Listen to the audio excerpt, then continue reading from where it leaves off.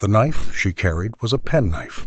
What is recorded is that she had tried, earlier that same afternoon, to purchase a proper firearm from a shop in the town, and that the shopkeeper had declined to sell her one. Whether this refusal was policy or instinct or some combination of the two, the record does not say. What it does say is that she walked out and kept walking and did not stop until she reached the bank of the River Avon near Christchurch, where the water runs green and quiet under 3 stone arches, and the reeds make a sound in June that is almost the sound of a conversation in another room. She sat down on the grass. She had written a note.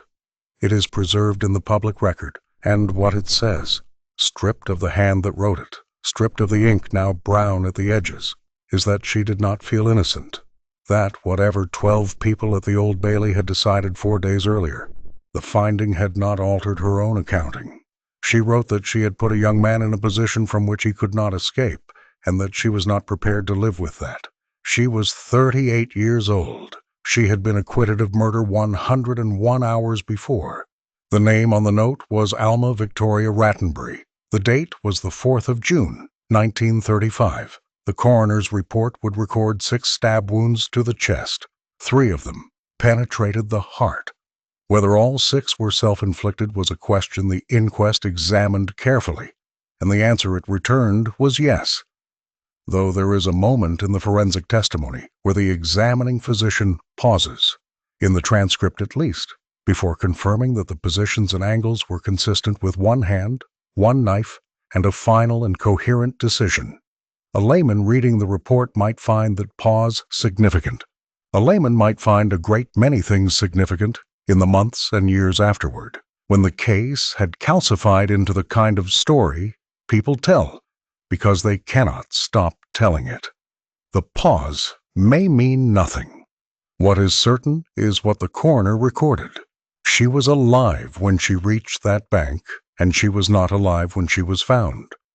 To understand why she was there, not on the riverbank, which the map explains, but in the condition that brought her there, we need to go back 14 months, back to a house on the south coast of England that smelled, according to the testimony of everyone who spent significant time inside it, of cigarettes and camphor oil, and the particular damp that settles into Edwardian villas built too close to the sea. Back to Villa Madeira. Manor Road, Bournemouth, 1934. The house was modest by the standards of what Francis Mawson Rattenbury had once been. He was 66 years old, and in another country, in another decade, his name had meant something. He had designed the Parliament buildings in Victoria, British Columbia, the building that sat at the foot of Government Street and looked out over the inner harbor with the confidence of an empire that believed in 1897 that it would last. He had designed the Empress Hotel. He had designed the Crystal Garden. In the photographs from those years, he is broad-shouldered and clear-eyed, with the look of a man who knows exactly where he is going and has calculated the route in advance.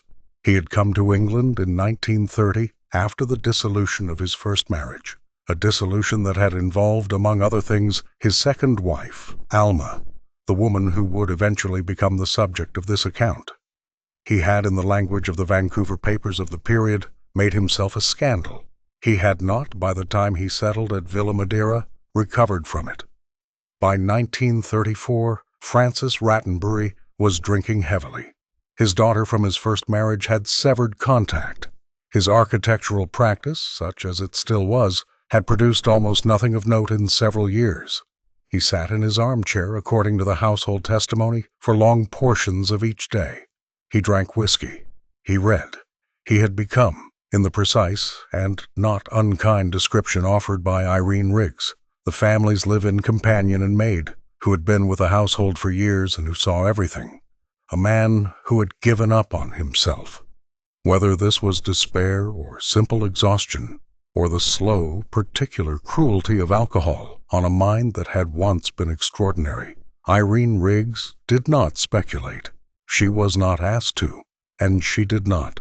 Rattenbury was 67 by March of 1935. He had a tremor in his right hand that had appeared the previous winter. He wore the same gray cardigan most days. He had, according to the testimony of multiple witnesses, not shared a bedroom with Alma in several years. The marriage had arrived at that place some marriages arrive at, not hostile exactly, not dissolved exactly, but finished in every way that mattered while remaining intact on paper and in the household arrangements. They ate together. They spoke to each other. He called her Lausanne, the stage name she had used before her music career ended. Whether this was affection or habit, no one could say. Possibly Rattenbury himself could not have said. Alma Victoria Rattenbury, née Clark, born 1896 in Kamloops, British Columbia, had been, before the marriage and for some time during it, a composer and performer of some genuine local accomplishment. She had published songs under her maiden name and under a pen name. She played piano with what witnesses consistently described as exceptional feeling, not technical virtuosity, but feeling.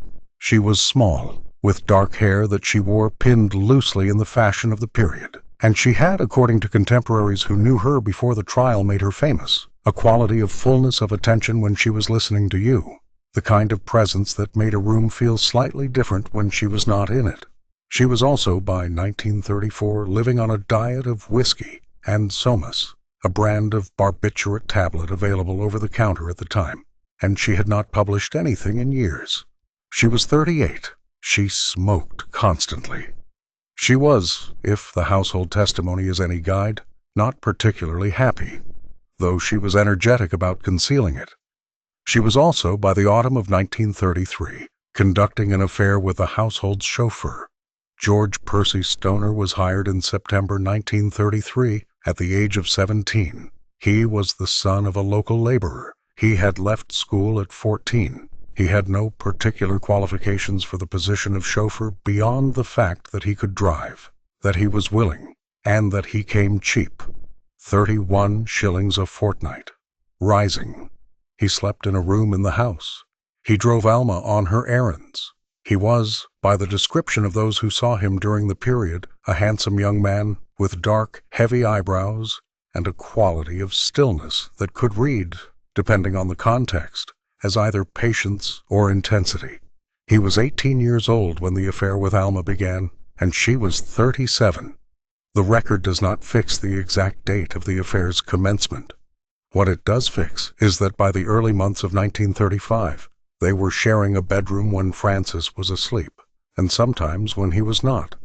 Irene Riggs knew. She had known for some time. What is recorded in her trial testimony, delivered with a steadiness that the newspaper correspondents would later describe in terms that made clear they had not expected it from a woman in her position, is that she was aware of the relationship, that she had said nothing to Francis about it, and that she had remained in the household because she was, in her own word, fond of Alma. One reporter described Riggs as loyal. Another called her complicit. The record supports the first description more than the second, but it is fair to note that the line between them, in a household of this kind, was not always visible from the inside. The house, by early 1935, had the quality of a place where the arrangements have become so established that no one can quite remember deciding on them. Francis in his armchair, his whiskey, his gray cardigan, Stoner in his room or out with the car, Alma at the piano or upstairs or somewhere between the two. Their son John, who was 6, moving through the spaces between these fixed points. Irene Riggs making the meals and cleaning the rooms and not saying what she knew. The sea was audible some mornings from the upper floors, that low broad sound, not quite white noise, that Bournemouth residents learned to stop hearing after a while. There is a particular kind of dread that builds in enclosed spaces where everyone is performing an arrangement that everyone knows is false. Whether the people inside Villa Madeira felt it or had simply accommodated themselves to it is not a question the record can answer. What the record can say is that the arrangement held until it did not hold. In March 1935, George Stoner began behaving strangely. Several witnesses noted it afterward with the particular clarity of retrospect. He was jealous. This is documented. He had told Alma at some point in the previous weeks that he did not want her to take any holidays or trips without him.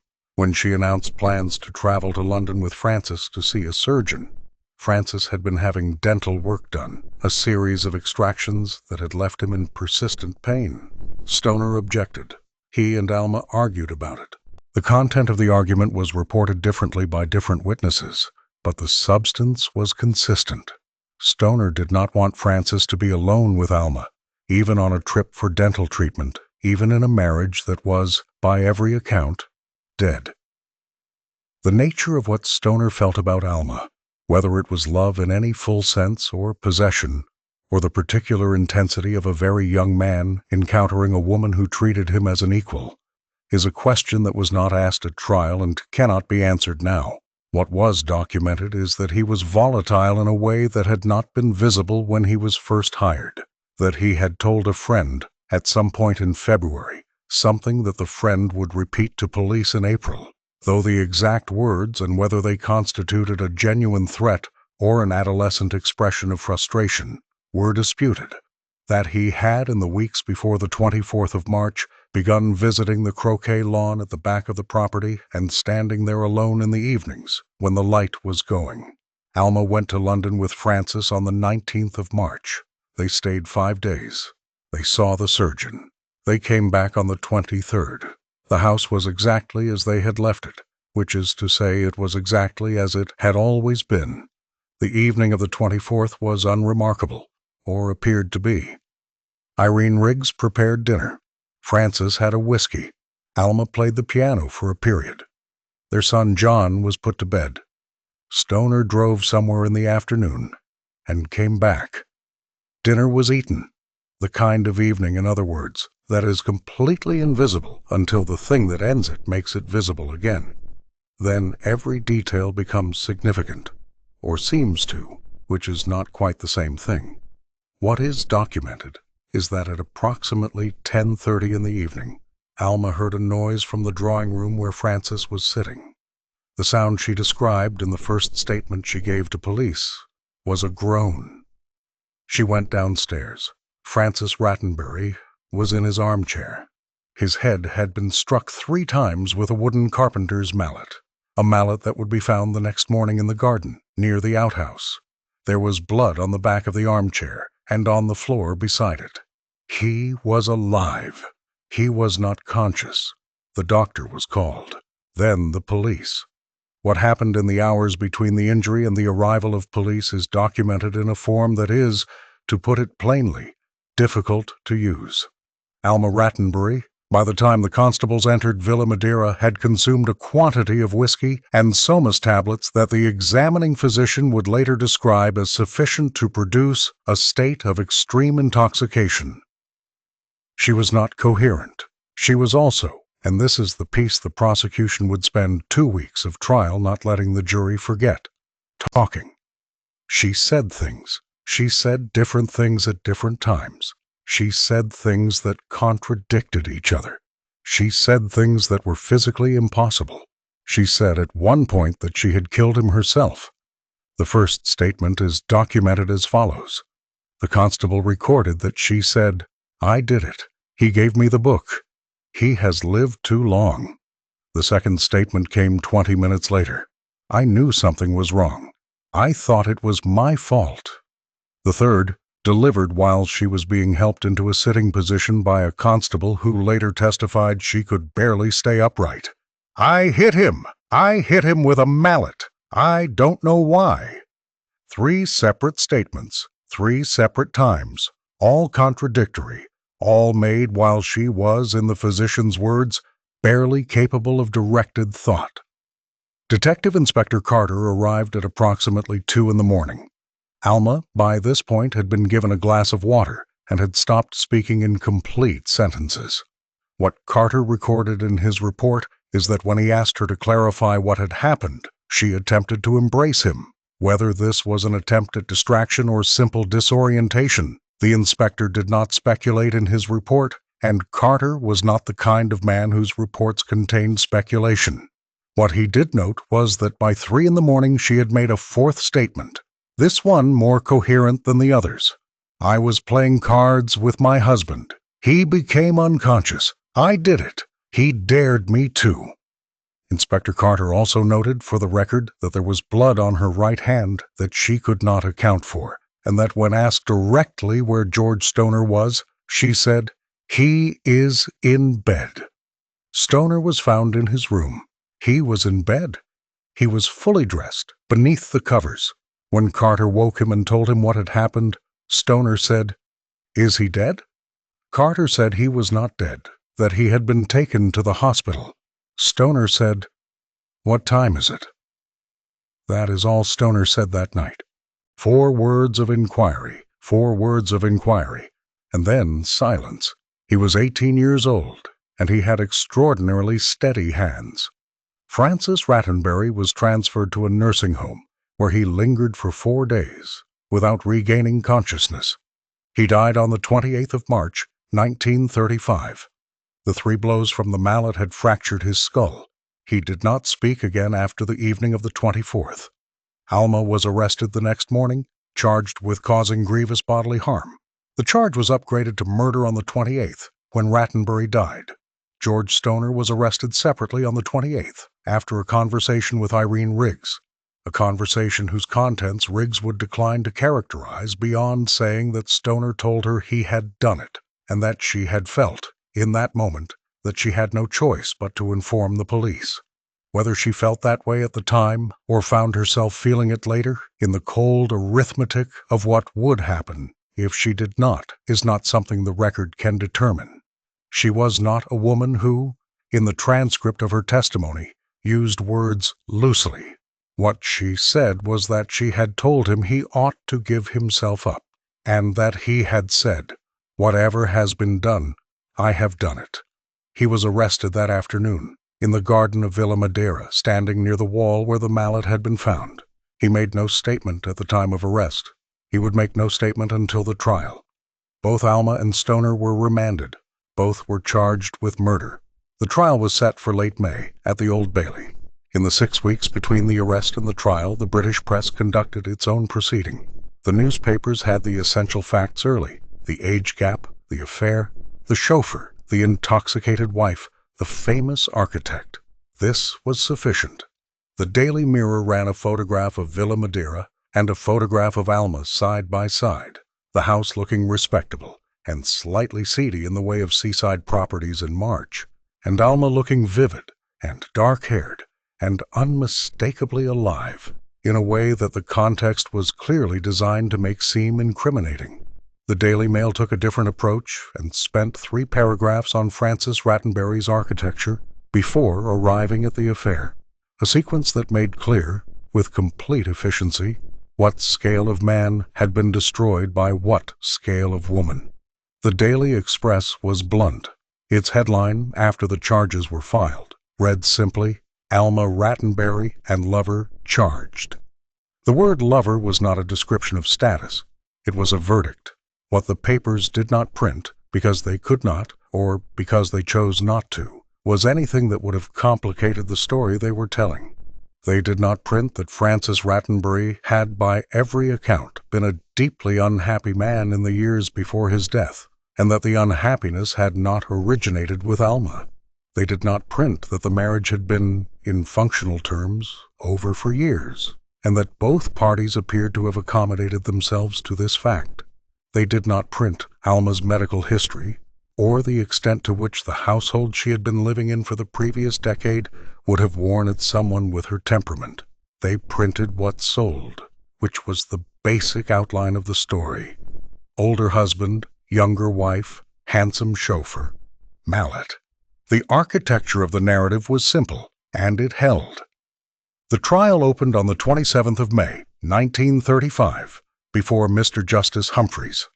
The prosecution was led by R.P. Croom Johnson. Alma was represented by T.J. O'Connor, K.C., a barrister of considerable experience, and, as the trial would demonstrate, considerable determination. Stoner was represented by J.D. Caswell. The Old Bailey in late May smells of stone dust and the particular mustiness of documents stored too long, and it carries a constant low sound from the street outside. Motor traffic mostly, though in 1935 There were still enough horses that you could sometimes hear the particular percussion of iron-shod hooves on the wet pavement below. The courtroom itself was full from the first day. People had arrived before the building opened. Women, primarily, though the composition of the gallery shifted across the 2 weeks of the trial in ways that the press coverage tracked with unusual precision, as if the demographics of the audience were themselves a kind of verdict. The prosecution's case against Alma rested on the 4 statements made on the night of the 24th. Croom Johnson presented them in sequence, clearly, without embellishment, which was the right approach. They were damaging enough without help. He then called Irene Riggs. Riggs took the witness stand on the second day. She was composed. She wore a dark dress and kept her hands folded on the rail. She described the household arrangements at Villa Madeira with the kind of precision that comes from having paid close attention for a long time, and the picture she constructed, Francis in his chair, Stoner in his room, Alma somewhere between, was more vivid and more credible than anything the prosecution's opening statement had produced. She described witnessing Alma and Stoner together. She described the argument about the London trip. She described the evening of the 24th, up to the point where she heard the noise and came downstairs. O'Connor cross-examined her for most of an afternoon. He was after 2 things. First, that the household had been, in practical terms, a household in which Alma had little real power. Second, that Alma's statements on the night of the 24th had been made in a state that rendered them worthless as evidence of actual knowledge. On the first point, Riggs was carefully unhelpful. She would not characterize Alma's position in the household as powerless, though she would not characterize it as powerful either, and the distance between those 2 non-answers was the space where O'Connor wanted the jury to live. On the second point, she was direct. Yes, Alma had been, in her assessment, intoxicated to a degree that made her statements unreliable. "Would you say," O'Connor asked, "that Mrs. Rattenbury was in a condition on the night of the 24th to make any reliable statement about what had occurred?" Riggs paused. It was not a long pause. It was the pause of someone choosing a word with care. "I would say," Riggs answered, "that she was not herself. The press gallery wrote that down. The medical evidence was presented on the 3rd day. The police surgeon who had attended the scene that night testified that Alma had been, in his professional estimation, in a state of acute intoxication at the time she made her statements, and that the combination of alcohol and sodium amytal, a barbiturate found in the kitchen, was sufficient to produce confusion, dysphoria, and the production of speech without reliable relationship to actual knowledge. The prosecution accepted this. They had to. The statements were not useful as evidence of what Alma knew. They were useful, and Croom Johnson understood this, as evidence of what she was. A woman who responded to her husband's near death by drinking until she could not stand was a woman who was already prepared to stand in front of 12 men and be found wanting. Alma took the witness stand on the 5th day. She was wearing a black dress, and her dark hair was pinned up. She was small enough that the witness box seemed, in the press photographs, slightly too large for her, though this may be a quality of the photography, rather than the reality. She had, by this point in the proceedings, been in custody for 2 months. She was, by the accounts of those who observed her, controlled. Not frozen, controlled. There is a difference. The frozen face does not move. The controlled face moves, carefully, within a range it has been determined to stay within.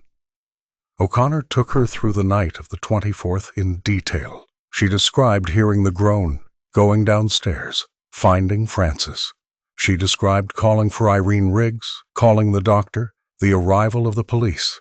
She described drinking after the police arrived, not before she was clear on this, because she was, in her word, in pieces. She described not knowing what had happened. She described not knowing, when she made the statements, what she was saying. "Did you strike your husband?" O'Connor asked. "No," Alma said. "Do you know who did?" There was a pause of perhaps 2 seconds. 2 seconds, in a courtroom, is a long time. "I did not know that night," she said. She was not asked whether she knew it now. The omission was tactical, and the jury noticed it, and at least 2 members of the jury, according to post-trial interviews published in the following weeks, thought about it afterward. Croom Johnson cross-examined her for the better part of 2 days. The cross-examination was methodical and not theatrical. Croom Johnson was not a theatrical man, and it was, for that reason, more effective than theatrics would have been. He went through the statements one by one, asking her to explain each one, and she explained each one. Exhaustion, shock, the medication, the drink, and the explanations were credible, and they were also, line by line, an admission that she had not been in control of herself or her household or the circumstances that had led to her husband being struck 3 times with a mallet while she was in the house. Whether this amounted to complicity, he left to the jury to decide. Whether she had known Stoner was going to do it, he left the jury to decide. He did not need to argue for a verdict. He needed only to construct the picture, and the picture was sufficient. The question of what Alma knew, and when, is the one the record does not close. She would later say, in a letter written in custody, fragments of which were quoted in several newspapers after her death, that she had not known Stoner intended to attack Frances, that she had known he was angry, that she had not realized what the anger was capable of. Whether this is true cannot now be determined. What can be said is that the question remained genuinely open, that the evidence for prior knowledge was circumstantial at best, and that the prosecution did not press it directly because they did not need to. The jury was not being asked to find Alma guilty of foreknowledge. They were being asked to find her guilty of murder, and for that the evidence was not there, and everyone in the courtroom knew it was not there, and the acquittal, when it came, would not feel like justice to anyone, including Alma. Stoner did not testify. His counsel made the decision, and the decision was defensible on the evidence. Stoner had made no exculpatory statement, and putting him on the stand would have exposed him to cross-examination that could only worsen his position. What it meant in practice was that the jury never heard Stoner explain anything. They saw him, a young man with dark eyebrows, who sat in the dock and watched steadily as his life was arranged and rearranged by people in wigs, and they drew their own conclusions. His counsel's closing argument was brief. It suggested youth, influence, and the particular vulnerability of a young man of limited education in proximity to an older woman of stronger personality. It did not argue innocence. It argued, as charitably as it could, for an understanding of how such a young man might have arrived at such an act. The jury retired on the 31st of May. They were out for 47 minutes. They returned a verdict of guilty against George Stoner. They returned a verdict of not guilty against Alma Rattenbury. The courtroom responded in a way that the reporters described differently depending on which paper they wrote for. Some described applause. Some described a murmur. One described silence, broken by a woman in the gallery saying something that the reporter could not hear clearly. What is documented is that Alma Rattenbury stood in the dock and received the verdict, and did not collapse, and did not weep, and did not speak. She was seen to press one hand against the dock rail. Outside, on the street, a group of women had been waiting. They booed her as she left. She had been found not guilty of murder. 4 days. The question of what she did with those 4 days has been examined carefully, and the record is partial but real. She did not return to Villa Madeira. She could not. The house was still a crime scene in the administrative sense, and her son John was staying with relatives, and the arrangements of the life she had been living there were not available to her. She stayed, initially, with friends in the south of England. She did not eat much. She slept poorly. She wrote letters. She received in those 4 days a quantity of correspondence from strangers, some of it supportive, some of it not, and the proportion between the two has been estimated differently by different accounts. But what the fragments suggest is that the not supportive letters were specific, and the supportive ones were general, and that people who wanted her to know what they thought of her took the time to say precisely. She wrote, in a letter that survives in private hands and portions of which have been quoted in historical accounts of the case, "I am not sorry to be free. I am sorry that freedom means so little now. He will hang if nothing is done." He was Stoner. He had been sentenced to death. This is the peace that the 4 days were organized around, for Alma, insofar as they were organized at all. Stoner had been convicted. She had not. The verdict that had freed her had, in her accounting, produced a precise injustice. She was alive, and he was sentenced to die, and she did not know how to inhabit the first condition while the second persisted. Whether she genuinely believed she was more culpable than he was, or whether this was the particular self-destruction she was prone to, or whether there is no meaningful distinction between those two things in a person who has been through what she had been through, the record cannot say. What the record says is that in those 4 days she made inquiries about appeals. She contacted people who might be able to help. She was told that the legal process would take its course. She was told to rest. She had tried to buy a gun the afternoon of the 4th of June. The shopkeeper would tell the inquest that he had declined to sell to her because she had seemed, in his estimation, not at ease. He did not use the word distressed. He used not at ease. The distinction seems worth preserving. She took a train to Christchurch. She walked to the river. The place is called Three Arches Bend. The Avon there is slow and wide, and the bank is grassed down to the edge in a way that makes it look gentler than rivers usually look in England. It was a Tuesday evening in early June, which means the light was long, and the air had the quality it has on evenings in the south when the season has finally arrived, warm on the skin with a thread of cool underneath. The smell of cut grass and water, the particular low sound of the current over the stones beneath the surface. A woman sitting on that bank would not have looked out of place in June, in the evening. The note was found with her. It has been reproduced in part in several historical accounts, and what it contains, the portions that have been made available, is not a farewell in the conventional sense. It is not addressed to anyone. It is addressed, in the way of internal argument committed to paper, to the situation she was in and could not see a path through. She wrote that she was not afraid. She wrote that she had loved Stoner.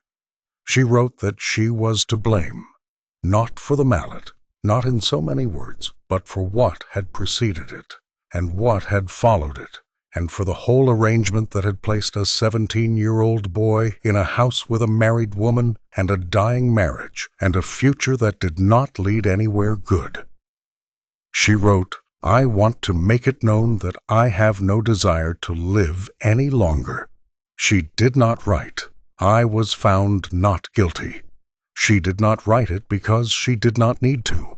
She had known for 4 days what 12 jurors at the Old Bailey had taken 47 minutes to determine, and she had arrived at a different conclusion. The findings were incompatible. The verdict that freed her had also required the jury to believe, or to act as though they believed, that she bore no meaningful responsibility for the chain of events that had begun in a household she had run, with a man she had brought into that household, who had struck her husband 3 times with a mallet that had been found in the garden of her house. She was not guilty in law. The law is specific about what guilt requires, and the evidence for her specific legal guilt was not sufficient, and the verdict was correct, and none of that resolved anything. She stabbed herself 6 times. The inquest returned a verdict of suicide. Stoner's death sentence was commuted to life imprisonment in June, after a public petition, largely organized by people who had observed the trial and concluded that his youth and the circumstances of the relationship constituted meaningful mitigation. He served 7 years. He was released in 1942, enlisted, and served in the Second World War. He returned to England afterward and lived a private life in the Midlands for many decades. He died in 2000 at the age of 83. He gave no interviews and made no public statements about the case at any point after his release. Whether he knew that Alma had died 4 days after the verdict, and what he thought about it if he did, is not recorded anywhere. Irene Riggs returned to the south of England after the trial. She was employed in the years that followed in domestic service. There is almost nothing in the record about her afterward. A few address entries in the electoral register, a death notice in the 1970s. She had been, for the duration of the case, the most reliable witness anyone had access to, the one person in the house who had seen everything clearly and reported it with precision. And then the case ended and the press moved to the next thing, and Irene Riggs went back to work. The record does not indicate that she spoke publicly about Alma Rattenbury after the trial. The record does indicate that she had said, during testimony, when asked whether she had been fond of Mrs. Rattenbury, "Very much so. From the beginning, Villa Madeira was sold. The new owners renamed it. There are photographs of it from the 1960s that show a structure looking rather as it looked in 1935, not quite seedy, not quite maintained, the particular stubbornness of Edwardian brick against the sea air. It has since been demolished. The site was redeveloped. There is nothing there now that indicates what happened inside it. The British Columbia Parliament buildings, which Francis Rattenbury designed, and which were completed in 1898, still stand in Victoria, at the foot of Government Street. They are in good condition.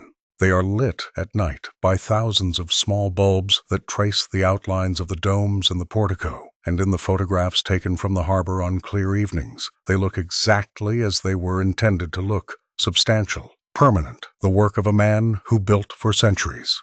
The name F.M. Rattenbury appears on the building's official historical documentation. He is correctly described as its architect. The grave record for Alma Rattenbury lists her age as 38.